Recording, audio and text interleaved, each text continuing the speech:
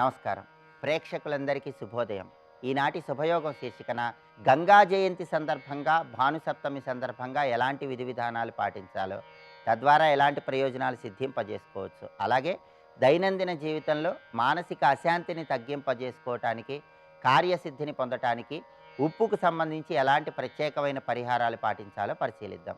ప్రధానంగా ఈరోజు వైశాఖ శుద్ధ సప్తమి. దీన్నే గంగా సప్తమి లేదా గంగా జయంతి అనే పేరుతో పిలుస్తారు. భగీరథుడు దివి నుంచి భూమికి గంగమ్మ తల్లిని తీసుకొస్తున్నటువంటి తరుణంలో జహ్ను మహర్షి క్రోధాగ్ని జ్వాలల వల్ల జహ్ను మహర్షి గంగా ప్రవాహం మొత్తం కూడా ఆయన తన నోటితో స్వీకరిస్తాడు. ఆ తర్వాత భగీరథుడి ప్రార్థన మేరకు జహ్ను మహర్షి గంగను తన కర్ణము అంటే చెవి నుంచి విడిచిపెడతాడు.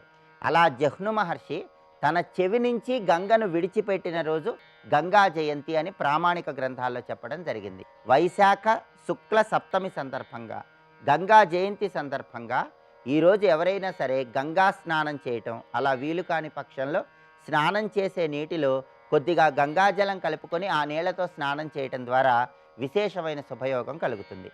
అలాగే ఈరోజు గంగా స్తోత్రాన్ని చదివినా విన్నా కూడా ఉత్తమ ఫలితాలు కలుగుతాయి.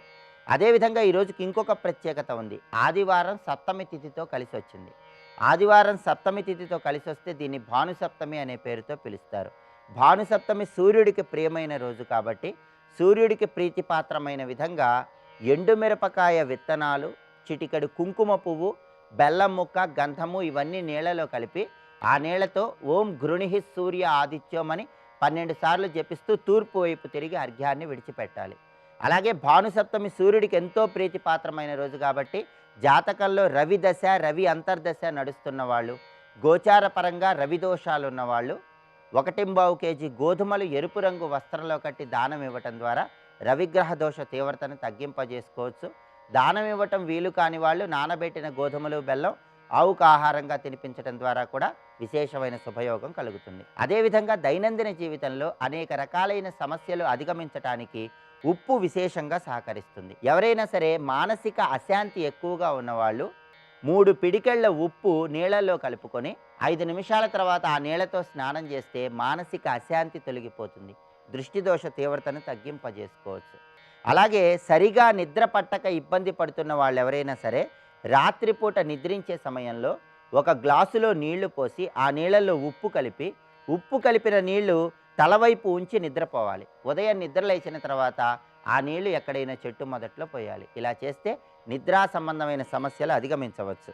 అలాగే సింహద్వారానికి దూరంగా ఉన్న గదుల్లో మూలల్లో ఉప్పు వేసినటువంటి చిన్న చిన్న గిన్నెలు ఉంచినట్లయితే ఇంట్లో సకారాత్మక శక్తులు పెరుగుతాయి. వ్యతిరేక శక్తుల తీవ్రతను తగ్గింపజేసుకోవచ్చు. అలాగే ఎప్పుడైనా సరే మీ గృహంలో సింహద్వారానికి దూరంగా ఉన్న గదుల్లో మూలల్లో గిన్నెల్లో ఉప్పు పోసినప్పుడు ఆ గిన్నెల మీద మూత ఉంచాలి. అలా ఉంచితే ఉత్తమ ఫలితాలు కలుగుతాయి.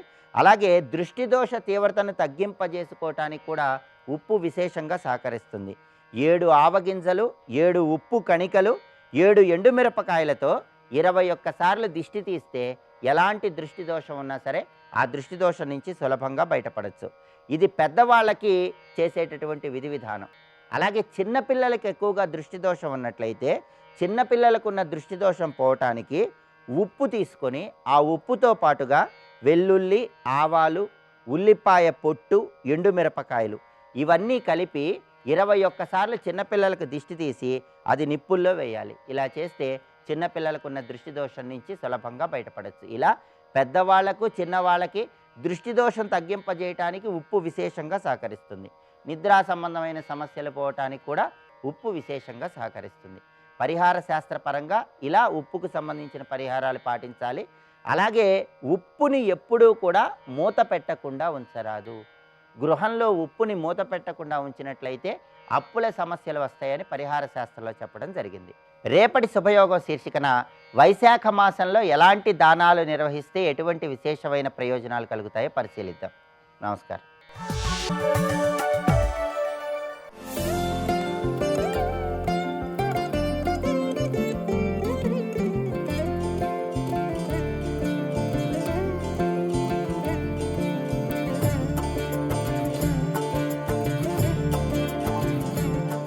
జబ్ తే రామ బ్యాహ్ ఘర్ ఆయే నిత నవ మంగళ మోద్ బధాయే.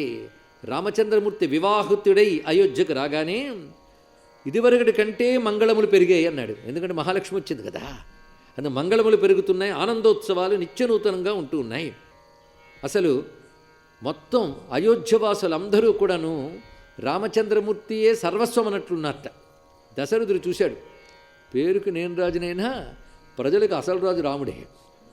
అది ఆనందం కలిగింది నిజానికి. తనను కూడా మరిచిపోయేటంతగా అయోధ్యవాసులు రామచంద్రమూర్తి యందు ప్రేమాదరాలు కలిగి ఉన్నారు అనే విషయానికి చాలా సంతోషించి అనుకుంటున్నాడు. సభలో అందరూ ఉంటూ ఉండగా పైగా అందరూ రాముని కీర్తినే చెప్తున్నారు.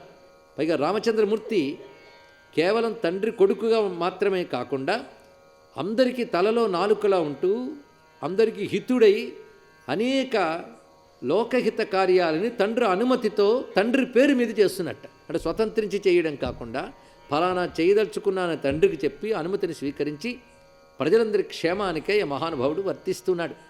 ఒకసారి సభలో కూర్చున్న పెద్దలందరూ కూడా రామచంద్రమూర్తి కీర్తిగానం చేస్తూ ఉంటే ఆనందం పొందాడు ఆయన. పైగా దేవతలు కీర్తిస్తూ ఇంద్రుణ్ణి గానం చేసినట్లుగా వీళ్ళందరూ రాముని గానం చేస్తూ ఉంటే ఆయనకు ఆనందం కలిగింది.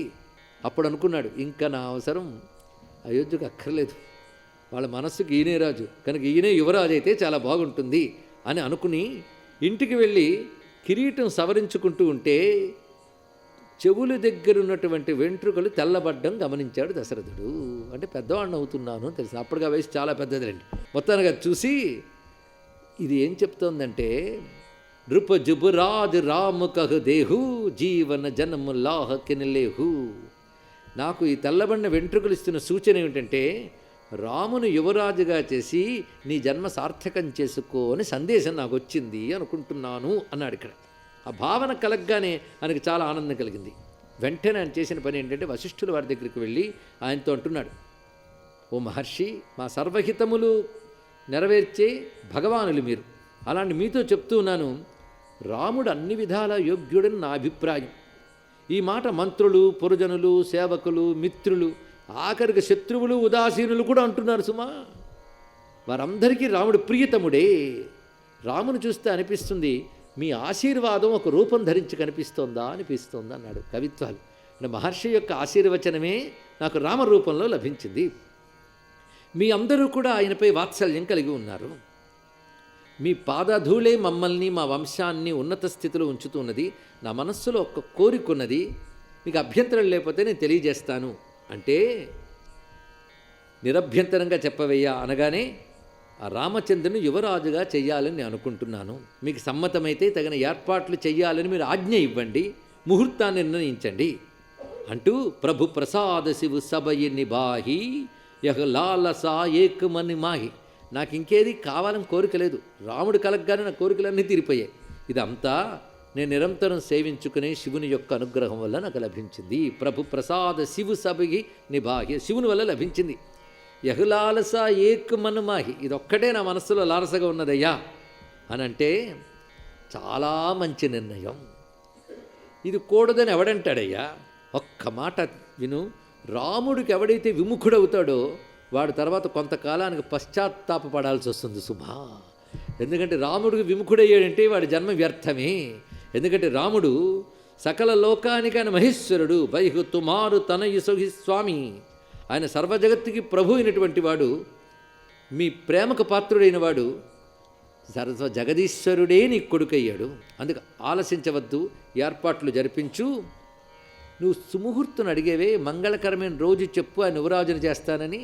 ఆయన యువరాజు అయిన రోజే మంగళకరమైన రోజు అన్నాడు. ఇక్కడ చెప్పిన తీరు ఎంత బాగా చెప్పాడు ఇక్కడ అంటూ అతి ముహూర్తం ఇంకా రేపే అన్నట్లుగా తెలియజేయగానే వెంటనే మంత్రుల్ని పిలిపించి తగిన ఏర్పాట్లు చేయిస్తూ ఉండగా రామచంద్రమూర్తికి దీక్షనివ్వడానికై వశిష్ఠులు వారు రాముని యొక్క భవనానికి చేరారు.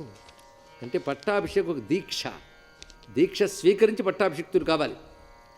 ఈ లోపల వశిష్ఠుని ఆనతి మేరకు అనేక తీర్థాల జలాలు తీసుకువచ్చారు రామచంద్రమూర్తి పట్టాభిషేకానికని. సముద్ర నదీ తీర్థ జలములు తీసుకువచ్చారు. ప్రతి ఇల్లు, అయోధ్య వీధులు, ద్వారములు అన్నీ అలంకరించబడ్డాయి. ఇంకా రాజకోట అలంకారం అంతా ఇంత కాదు.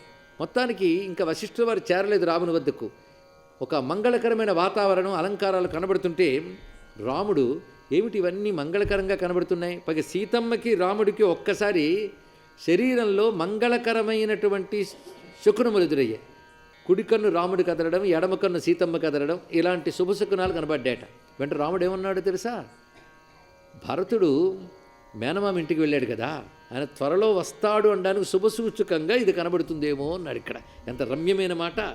ఎందుకంటే మనకిష్టమైన వాళ్ళు వస్తున్నప్పుడు శుభసూచనలు కనబడతాయి. నాకు భరత్ సరిస్ ప్రియకో జగ్గుమాహి మాట తెలుసుకోవాలి. నాకు భరతుడితో సమానమైన ప్రియమైన వ్యక్తి మరొకడు లేడు, అందుకే ఈ శకునాలు కనబడుతున్నాయేమో అన్నట్టు రాముడు. ఇది కూడా రాముని యొక్క హృదయాన్ని మనకు తెలియజేయడం కోసం తులసీదాస్ అంత చక్కగా చెప్పాడు. స్వస్తి.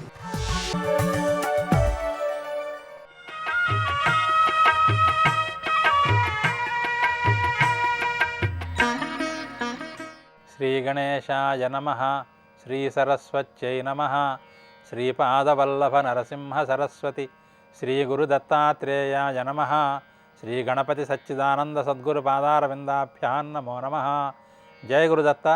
నిష్కామకర్మేతి యదుచ్యతే తత్ ఆదౌ భవేన్నో సుకరంజనానాం పరంతు తస్యాన్యజనుషు చాపి నాభిక్రమచ్ఛేదనమస్తి కించితు. నిష్కామకర్మ నిష్కామకర్మ అంటూ ఉంటారు కదా, అదంత తేలిక కాదయ్యా. మొదట్లో ప్రారంభించిన వాడికి అది కష్టమే ఎప్పుడైనా సరే. అంత మాత్రం చేత దాన్ని వదిలిపెట్టకు. ఒకవేళ ఏ కారణం చేతైనా ఈ జన్మలో నువ్వు పూర్తిగా దాన్ని సాధన చేసి అందుకోలేకపోయినా సరే, దానికి నువ్వు మొదలుపెట్టినటువంటి కృషి ఉందే అది వ్యర్థం కాబోదు, వ్యర్థం కాబోదు, వ్యర్థం కాబోదు. పై జన్మకు కూడా ఇప్పుడు నువ్వు చేసినటువంటి ఈ సాధన అంది తీరుతుంది అని మనకు ఒక భరోసా ఇస్తున్నారు. దీంట్లో ఎలా ఇస్తున్నారు? ఏ శాస్త్రాధారాన్ని సూచిస్తున్నారు? ఏ అనుభవాన్ని సూచిస్తున్నారు ఈ భరోసా? అంటే కేవలం శాస్త్రమే కాదయ్యా, తర్కంతో కూడా సాధించవచ్చు. కర్త ఒకడు ఉన్నాడు, కామం ఒకడు ఉంది. వీళ్ళిద్దరికీ లింక్ ఏమిటి? మామూలుగా వాక్యం సెంటెన్స్ ఉందనుకోండి, దాంట్లో కర్త కర్మ క్రియ ఉన్నాయి.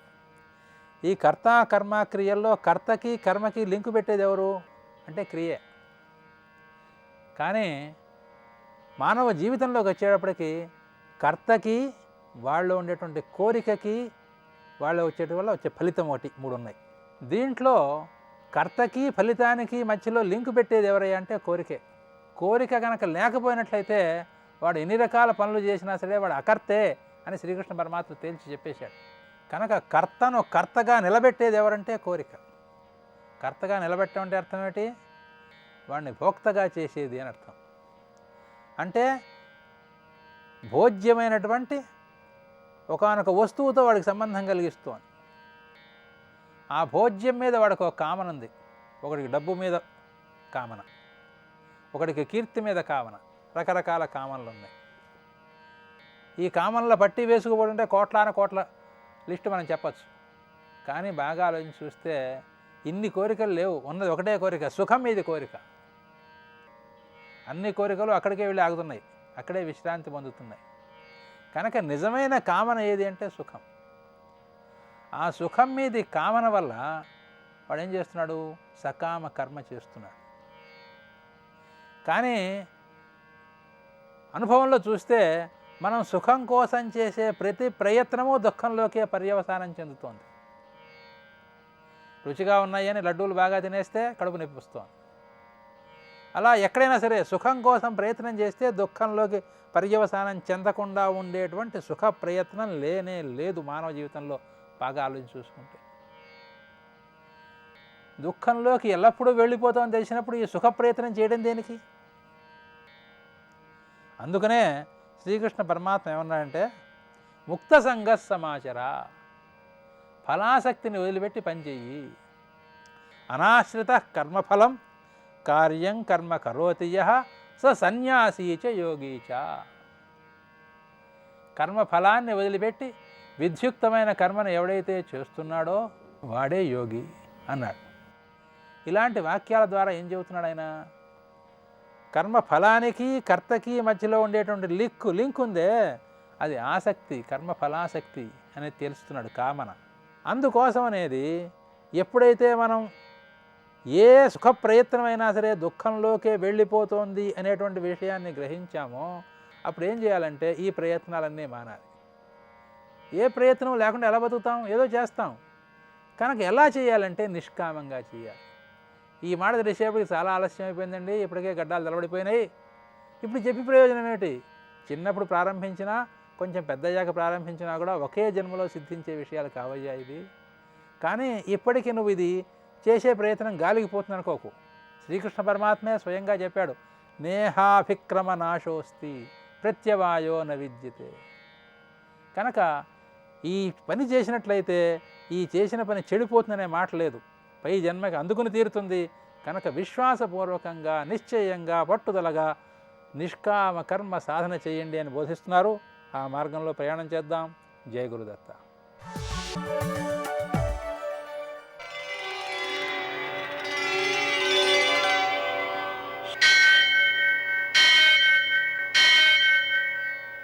సహస్రశీరుషం దేవం విశ్వాక్షం విశ్వశంభువం విశ్వం నారాయణం దేవమక్షరం పరమం పదం విశ్వతః పరమాం నిత్యం విశ్వం నారాయణగుం హరిం విశ్వమేవేదం పురుషస్తద్విశ్వముపజీవతి పతిం విశ్వస్యాత్మేశ్వరం శాశ్వతగుం శివమచ్యుతం నారాయణం మహాజ్ఞేయం విశ్వాత్మానం పరాయణం.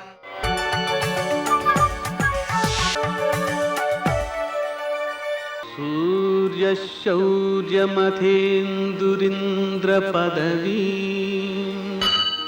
సన్మంగళం మంగళం.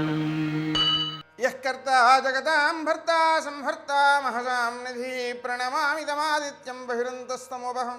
నేటి కాలమాన విశేషాలను గమనిద్దాం. స్వస్తి శ్రీ చాంద్రమాన శుభకృన్నామ సంవత్సరం ఉత్తరాయణం వసంత ఋతువు వైశాఖ మాసం శుక్లపక్షం ఆదివారం. సూర్యోదయం 5:51 సూర్యాస్తమయం 6:35. తిథి సప్తమి సాయంకాలం 4:56 వరకు.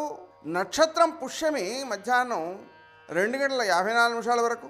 వర్జం తెల్లవారుజామున 4:50 ప్రారంభం. దుర్ముహూర్తం సాయంకాలం 4:53 నుంచి 5:44 వరకు. అమృతకాలం ఉదయం 7:47 నుంచి 9:34 వరకు. రాహుకాలం ఆదివారం కాబట్టి సాయంకాలం 4:30 నుంచి 6 గంటల వరకు. అష్టకౌరుకు రీత్యా శుభప్రదమైన సమయం ఉదయం 11 గంటలకి. నేటి విశేషం ఆదివారం పుష్యమి నక్షత్రం. ఇవి రెండూ కలవడం ద్వారా పుష్యార్క యోగం అంటారు. పుష్యార్క యోగం రోజున గోదావరి స్నానం చేసినట్లయితే 1,000,000 తరాలు తరిస్తాయి అంటోంది శాస్త్రం. అలాగని ఏదైనా కొత్త కార్యక్రమాలు ప్రారంభించినా ఈ పుష్యార్క యోగంలో ప్రారంభించినటువంటి పనులు సత్ఫలితాన్ని ఇస్తాయి. విశేషించి మంత్ర జపాదికం చేసినట్లయితే విశేషమైన సత్ఫలితం సిద్ధిస్తుంది. మూలికా సేకరణ చేసినట్లయితే ఆయుర్వేదంలో ఆరోగ్యానికి మేలు చేస్తుంది. తంత్రశాస్త్రంలో కూడా మూలికలు తీసుకురావడం, హోమం చేయడం అనేటువంటి కార్యక్రమాలు పుష్యార్క యోగం రోజున చేస్తుంటారు. అలాగనే ఈ తాంత్రిక ప్రక్రియలో రాగి, వెండి, బంగారం ఈ మూడింటి యొక్క తీగలు, ఆ తీగలను మెలివేసి ఉంగరంగా చేసి దాన్ని ధరిస్తుంటారు. అది సంపదను వృద్ధి చేస్తుంటుంది. అలాగనే ఈరోజు జాహ్నవి రూపంలో గంగా అవతారం జరిగింది కాబట్టి గంగా స్నానం చేసేయడం అత్యుత్తమ సత్ఫలితాన్ని ఇస్తుంది. విద్యారణ్య స్వామి వారి జయంతి జరుగుతోంది. దాని ద్వారా మనం వారిని ఆరాధించడం ద్వారా, పూజించడం ద్వారా, వారి యొక్క బోధనలను అర్థం చేసుకోవడం ద్వారా విశేషమైన సత్ఫలితాలను సాధించగలుగుతాం.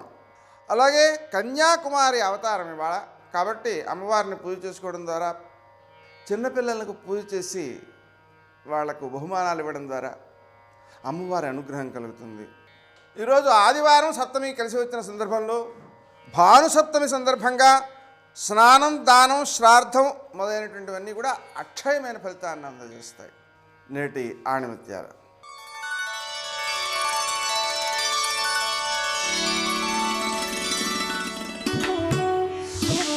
కష్టాలు ఒంటరిగా రావు, అవి అవకాశాలను వెంట తీసుకువస్తాయి.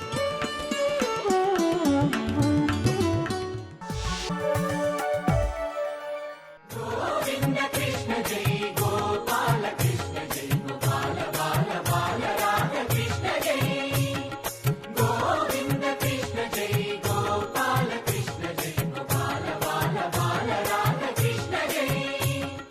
మత్సలేని పరమాత్మకి మత్స వచ్చిందిట. దామోదరుడు అంటే ఉదరమునందు తాటి చేత కట్టబడినవాడు, దానికి గుర్తుగా ఉదరమునందు తులసిమాల చేత అలంకారమును పొందినవాడు. అలా దర్శనం చేస్తే దామోదర దర్శనం అంటారు. కార్తీక మాసంలో దామోదరుడు భక్తికి లొంగిపోయినవాడు. ఆ దామోదరుడిగా మనం కార్తీక మాసంలో ఉపాసన చేస్తాం. అటువంటి పరమాత్మ తల్లి చేత కట్టబడ్డాడు, రోలుకి కట్టేసింది. ఈ పిల్లవాడు ఏడుస్తూ ఆడుకుంటూ ఒక 2 పెద్ద పెద్ద మద్ది చెట్లు ఉన్నాయి. అవి 100 దివ్య సంవత్సరముల నుండి ఉన్నాయి. ఆ 2 మద్ది చెట్ల మధ్యలోంచి పాకుతూ వెళ్ళాడు. ఈ రోలు ఆ 2 మద్ది చెట్ల మధ్యలో ఉండిపోయింది. ఆయన లాగుతున్నాడు. ఈ మద్ది చెట్లు తగిలాయి, ఆయన పాదములు తగిలాయి మద్ది చెట్లకి. వెంటనే ఆ 2 చెట్లు పడిపోయాయి. అందులోంచి 2 దివ్యులైనటువంటి పురుషులు వచ్చారు. వచ్చి వాళ్ళు ఆ ఆడుకుంటున్న బాలుడు తన కట్లు తాను విప్పుకోలేని వాడిలా ఉన్నవాడు, నడుముకి తాడుతో కట్టబడ్డ చిన్ని కృష్ణుణ్ణి చూసి ఒక మాట అన్నారు. నీ పద్యావళుల అలకించు చెవులున్ నిన్నాడు వాక్యంబులన్ నీ పేరన్ పనిచేయు హస్తయుగమున్ నీ మూర్తిపై చూపులున్ నీ పాదంబుల పంతమృక్కు శిరముల్ నీ సేవపై చిత్తముల్ నీపై బుద్ధులు మాకు నిమ్ము కరుణన్ నీరజపత్రిక్షణ అన్నారు. అయ్యా, మాకు ఇక నుండి దయతో నీ పేరు మీద పనిచేసే చేతులు, నిన్ను చూసే చూపులు, నీ పాదముల దగ్గర వంగేటటువంటి తల, ఎప్పుడూ నిన్ను మాట్లాడేటటువంటి నోరు, నీ గురించి వినే చెవులు మాకు కటాక్షించమని అడిగారు. ఎవరు వాళ్ళిద్దరూ? నలకోబర మణిగ్రీవులని కుబేరుని యొక్క కుమారులు. వాళ్ళిద్దరూ ఒకప్పుడు ఆకాశగంగలో స్నానం చేస్తున్నారు. పక్కన కొంతమంది గంధర్వకాంతలు ఉన్నారు, నీటిలో స్నానం చేస్తున్నారు. స్నానం చేస్తుంటే నారద మహర్షి అటుగా వచ్చారు. ఇంతటి మహానుభావుడు వస్తున్నాడని ఆ గంధర్వకాంతలు వెంటనే బట్ట కట్టుకుని నమస్కారం చేశారు. నలకోబర మణిగ్రీవులు, మేం కుబేరుడి పుత్రులము, ఇంత ధనవంతులం, మేమెందుకు నమస్కారం చెయ్యాలని దిగంబరంగా నమస్కారం చేశారు. నారద మహర్షి చూసి కలవారి సుతులమనుచును కలకంఠుల తోడ కూడి కానరు పరులన్ కలలో నైనను వీరికి గలకావర మణచి బుధుల చేర్చుటయొప్పున్. ఐశ్వర్యం ఉంది కదా అని మదంతో ఉన్నారు. కన్ను మిన్ను తెలియట్లేదు.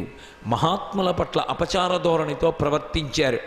వీళ్ళకి ఈ ఐశ్వర్యం తొలగిపోతే తప్ప వీళ్ళకి మళ్ళీ బుద్ధి ఎందు స్వస్థత కలగదు, మంచివాళ్ళు కాలేరని ఏ బట్టలు లేకుండా నాకు నమస్కరించారో, బట్టలు కట్టుకోవడం మీకు బరువైపోయింది కాబట్టి బట్టలు కట్టుకోవలసిన అవసరం లేకుండా నందవ్రజంలో 2 మద్ది చెట్లై పడుండండి అని శాపం ఇచ్చారు.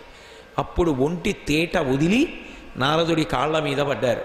ఆయన శాపావకాశం ఇచ్చి ఒకానొకప్పుడు శ్రీకృష్ణ పరమాత్మ నందగోపుని యొక్క కుమారుడిగా నందవ్రజంలో తిరుగుతున్న రోజులలో ఆయన పాద స్పర్శ చేత మీకున్నటువంటి శాపం పోతుంది అని అనుగ్రహించారు. ఇప్పుడు వాళ్ళ శాపం పోయింది. వాళ్ళు నమస్కారం చేశారు కృష్ణ పరమాత్మకి. ఇంతలో పిడుగుబడదుగాక పెనుగాలి విసరదో ఖండితంబులగుట కానరాదు. చూస్తే పిడుగుబడలేదు, పెద్ద గాలి వచ్చిందా అంటే గాలి రాలేదు. మరి ఖండితంబులగుట కానరాదు, ఎవరైనా నరికేశారా అంటే నరకలేదు. మరి అటువంటప్పుడు తరువులేలకు లెధరణి మీద ఈ చెట్లు ఎందుకు పడిపోయాయి అని నందాదులు వచ్చి ప్రశ్న వేశారు. అక్కడ ఆడుకుంటున్న పిల్లలు అన్నారు, ఎవరూ ఏమీ చేయలేదు, ఈ పిల్లవాడు రోలు అడ్డొచ్చి మద్ది చెట్ల మధ్యలోంచి లాగుతుంటే ఈయన పాద సంవాహనం జరిగి ఆ రోలు అడ్డొచ్చి చెట్లు పడిపోయాయి అన్నారు. మళ్ళీ ఆ గోపకాంతలు అన్నారు, ఏమిటో పిల్లలు ఇలాంటి జడ్డి మాటలు మాట్లాడతారు. పిల్లవాణ్ణి కట్టేస్తే రోలు లాగుతుంటే వాడి రోలు విప్పుకోలేని వాడు మద్ది చెట్లు పడగొట్టడం ఏమిటి, మద్ది చెట్లలోంచి దివ్య పురుషులు రావడం ఏమిటి, కృష్ణుడికి నమస్కారం చేయడం ఏమిటి అనుకున్నారు.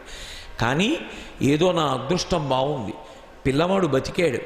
ఏదో ఇంత కోపంతో తెలియక వాళ్ళందరూ ఏదో అన్నారని పిల్లవాడిని తాడుతో కట్టేసి రోటికి కట్టాను, నా భాగ్య విశేషం, పిల్లవాడికి ఏమైనా జరిగుంటే అని నొచ్చుకుని యశోద పిల్లవాడికి రక్ష పెట్టి తీసుకెళ్ళి పాలిచ్చి ముద్దు చేసింది. ఇది యమలార్జున భంజనము అంటారు. ఇదే పరమాత్మ తాటి చేత కట్టబడినటువంటి లీల. అందుకే ఈ ఉలూకల బంధన వృత్తాంతాన్ని ఎవరు విన్నారో వాళ్ళందరూ కూడా శ్రీకృష్ణ పరమాత్మ యొక్క అనుగ్రహం చేత కొన్ని కోట్ల జన్మలుగా వచ్చినటువంటి కర్మపాశములు తెగిపోతాయి.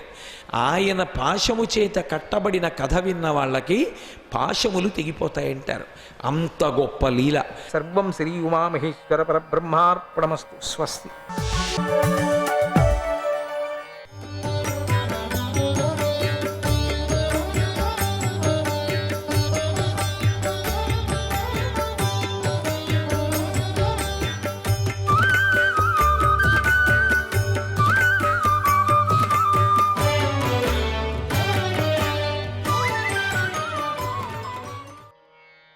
అప్పుడు విదురుడు అంటున్నాడు, మహారాజా, రాజ్యంలోని 4 వర్ణాల వారి మాటలను చెబుతాను, విను.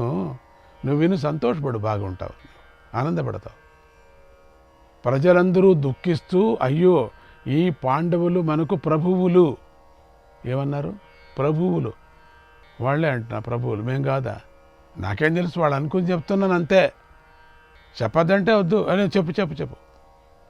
మీరు అడవులకు వెళుతున్నారు చూడండి, వీళ్ళంతా వీరు మహారాజుల్లాగా ఉండే వీరిని ధృతరాష్ట్ర కుమారులు, ధృతరాష్ట్రుడు, ధృతరాష్ట్ర కుమారులు ఇప్పుడు ఏ స్థితికి తీసుకొని వచ్చారో చూడండి. అవునా? వాళ్ళని గురించి దుఃఖించారా? అవును. నిన్ను గురించి ఎందుకు దుఃఖిస్తారు? అంతేకాదు, స్త్రీలు, బాలురు, వృద్ధులతో కూడిన హస్తినాపురమంతా కూడా ఆనందం లేకుండా ఏడుస్తూ ఉంది. తెలుసా నీకు? నిశ్శబ్దంగా ఉంది, ఉత్సాహాన్ని కోల్పోయింది.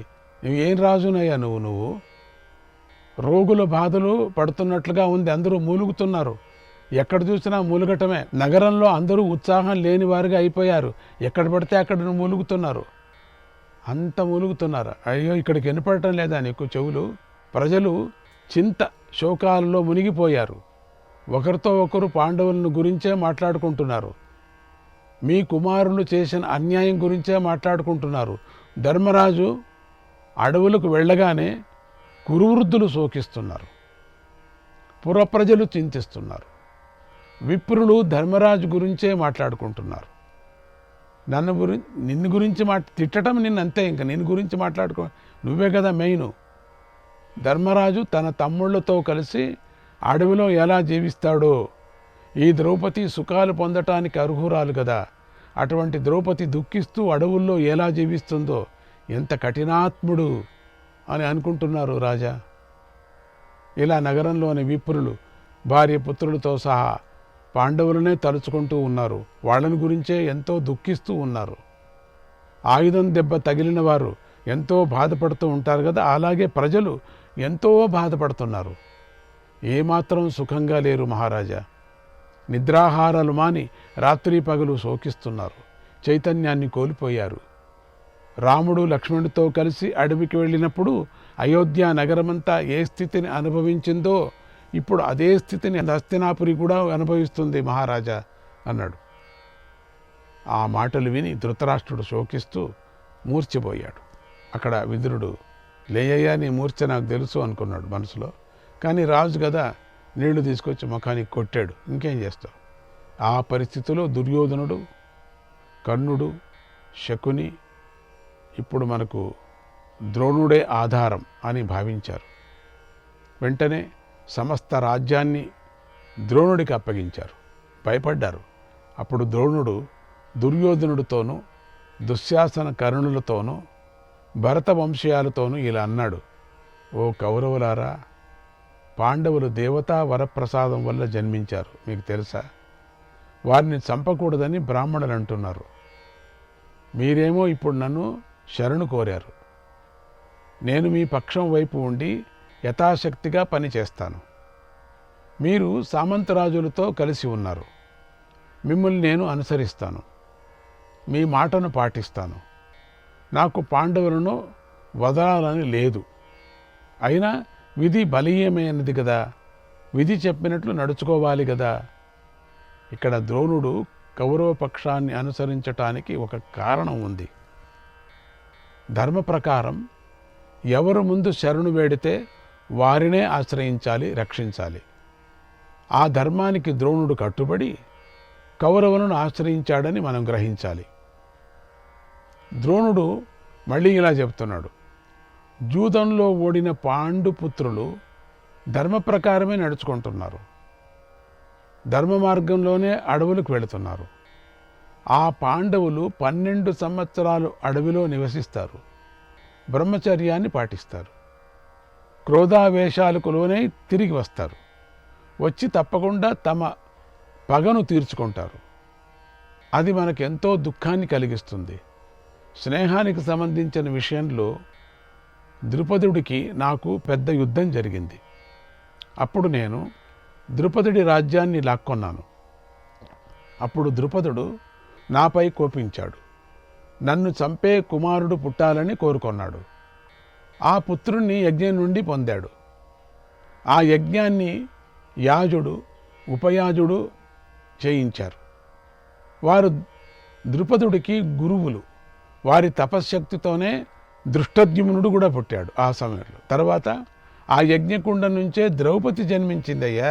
దృష్టద్యుమ్నుడు పాండవులకు బావ అవుతాడు. కాబట్టి అతడు పాండవులకు ఇష్టమైన పనులే చేస్తాడు, పాండవులకు సంతోషం కలిగేలాగా ప్రవర్తిస్తూ ఉంటాడు. అందుచేత నాకు భయం కలుగుతోంది. ఆ దృష్టద్యుమ్నుడు అగ్ని వంటి రంగు గలవాడు. అతడు దేవతలు ప్రసాదించిన బిడ్డ. ఇప్పుడు కవచాన్ని, ధనస్సును, బాణాలను ధరించి ఉంటాడు ఎప్పుడు కూడా. మరణం మనుష్యులకు నివారించలేదనిది కనుక నాకు దృష్టద్యుమ్నుడంటే ఎంతో భయం. అతడు శత్రు సంహారకుడు. అతడు పాండవుల పక్షానికి గొప్ప బలంగా ఉన్నాడు. దృష్టద్యుమ్నుడు గనుక నాతో పోరాడితే అర్జునుడు అతడికి సహాయంగా నిలబడతాడు, తన ప్రాణాలను ఇవ్వటానికైనా సిద్ధపడతాడు. ఓ కౌరవులారా, ఈ లోకంలో నాకు ఇంతకు మించిన దుఃఖం లేదు. దృష్టద్యుమ్నుడు ద్రోణుడికి మృత్యువు అని బాగా ప్రసిద్ధికెక్కిన మాట కదా, లోకానికి తెలిసిన మాట. నా కథంతా మీకు తెలుసు, చెప్పుకున్నాను. అతడు నన్ను చంపటానికే జన్మించాడని మీరు కూడా తెలుసుకోండి. అతడు లోకంలో మంచి వీరుడని ప్రసిద్ధికెక్కాడు. మీకు మంచి రోజులు వచ్చాయని తెలుసుకోండి. ఇంతవరకు చేసింది చాలు. ఇక మీరు మేలు లభించటం కోసం పాటుపడండి, శ్రేయస్సు పొందటం కోసం ప్రయత్నం చేయండి.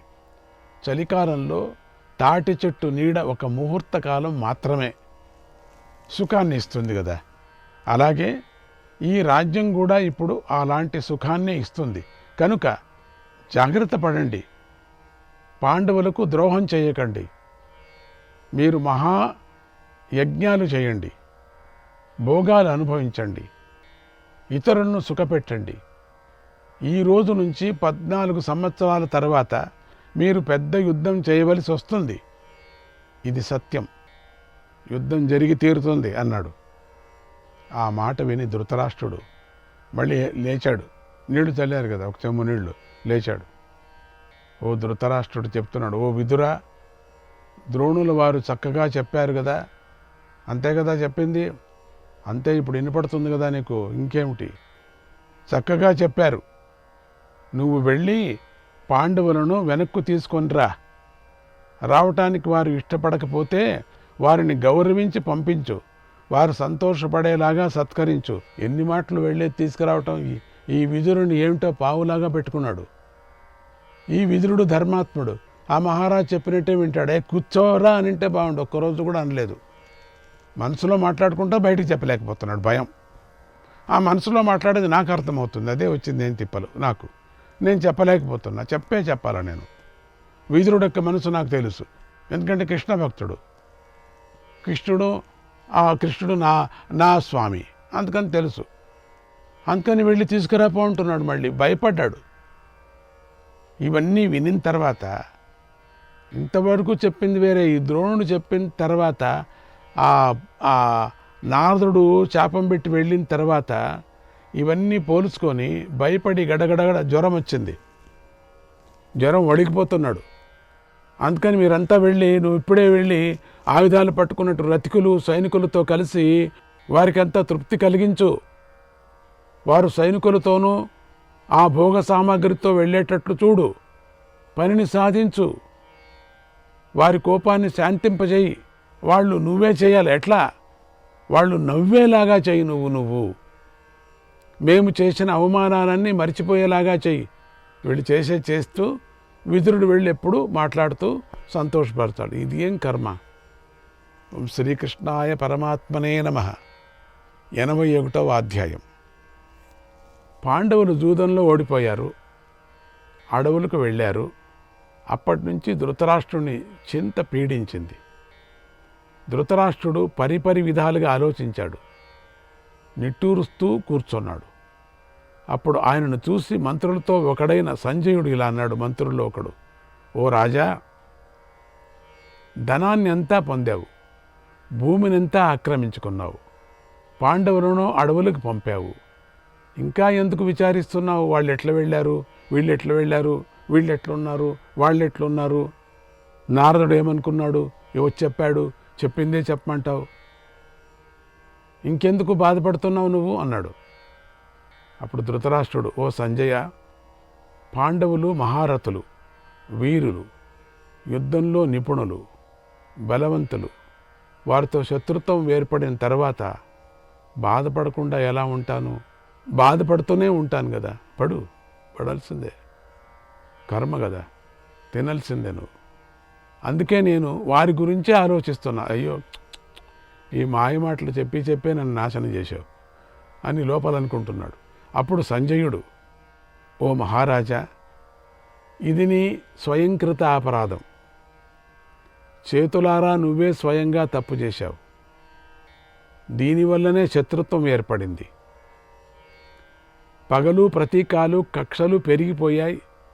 దీనికి ఫలితంగా రాజులు తమ బంధువులతో సహా నశిస్తారు. నువ్వు రాజు కదా, నీ కొడుకు మీద బుద్ధిహీనుడు నీ కొడుకు, ఒప్పుకున్నా. నువ్వు ఆజ్ఞ ఎందుకు ఇచ్చావు? నువ్వు ఆజ్ఞ ఒక్కటి ఇవ్వకపోతే నీ కొడుకు ఏం చేయలేడు కదా. మొత్తుకొని కింద పడేవాడు, అంతే కదా. నిన్నేం చేస్తాడు? నువ్వు రాజు కదా, చతురంగ బల సైన్యం నీ దగ్గర ఉంది కదా.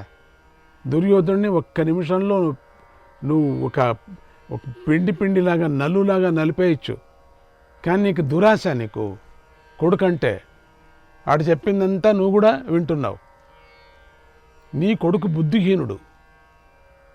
భీష్మద్రోణ విదురులు వారిస్తున్నా వినలేదు. ఎంతగా చెప్తున్నా, బుద్ధి చెప్తున్నా అపకీర్తి భీష్మద్రోణులకు అందరికీ కూడా. ఇక వాళ్ళు ఉండి ఇట్లయిందే, వాళ్ళు ఉండి ఇట్లయింది, ఎంతమంది తిట్టుకుంటారు. దీని అర్థం ఎవరికైనా తెలుస్తుందా?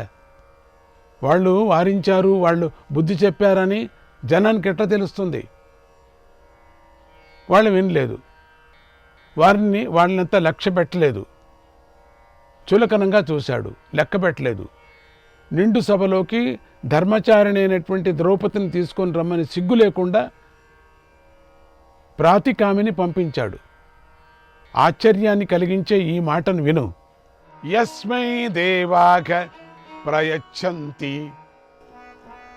యస్మై దేవాఘ ప్రయచ్చంతి పురుషాయ పరాభవం, పురుషాయ పరాభవం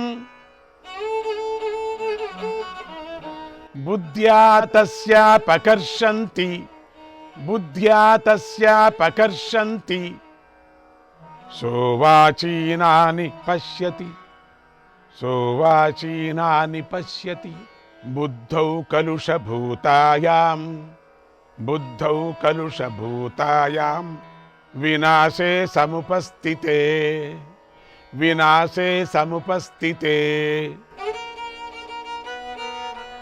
అనయో నయ సంకాశః, అనయో నయ సంకాశః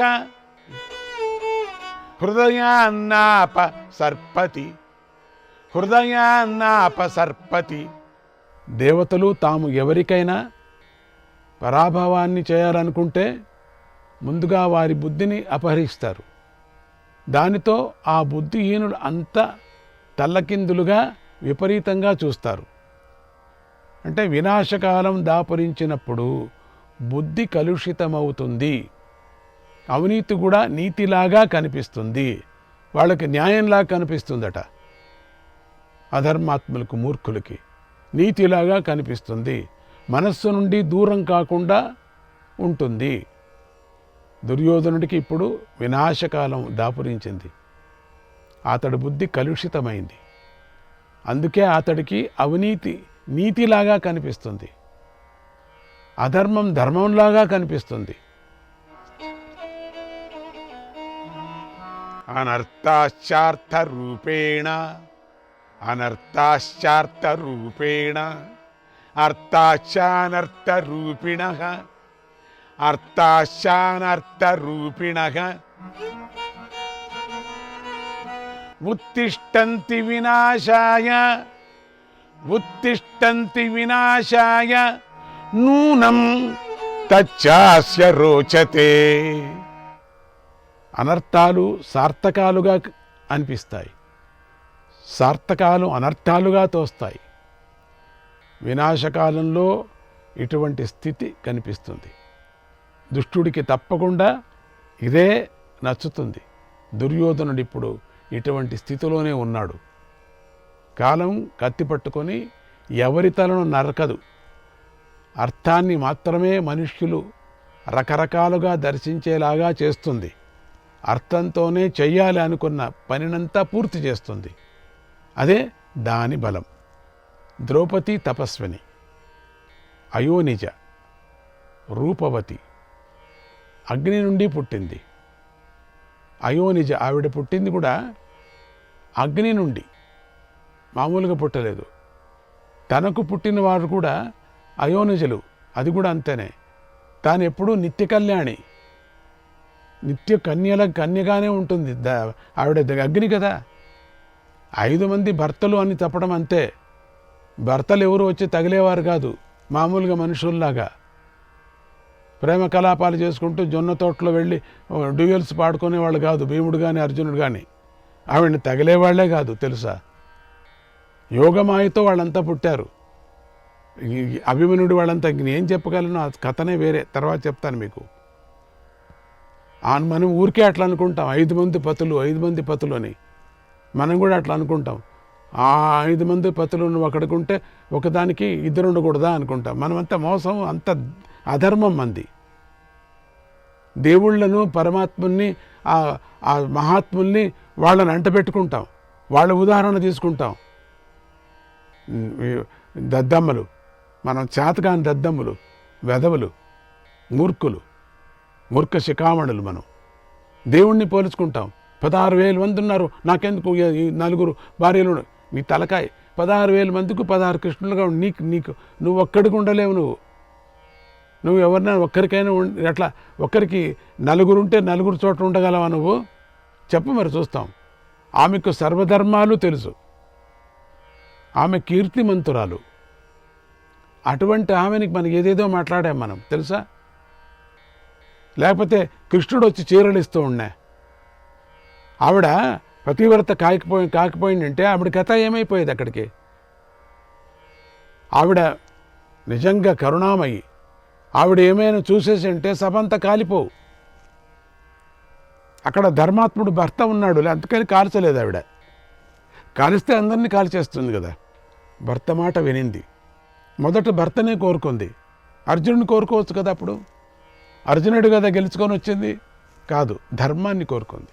ధర్మం మన ఎంట ఉంటే అందరూ మన ఎంట ఉంటారు అని. ఇవన్నీ సూక్ష్మాలు. మహాభారతం అంతా సూక్ష్మం, కథ కాదండి ఇది. ఏదో కాలహరణ కోసం చేసుకునేటువంటి కథ కాదండి ఇది. వ్యాసుడు రాసినటువంటిది. వ్యాసుడు యొక్క జరిగింది విచారం డైరీ ఇది మనది. ఇది డైరీ.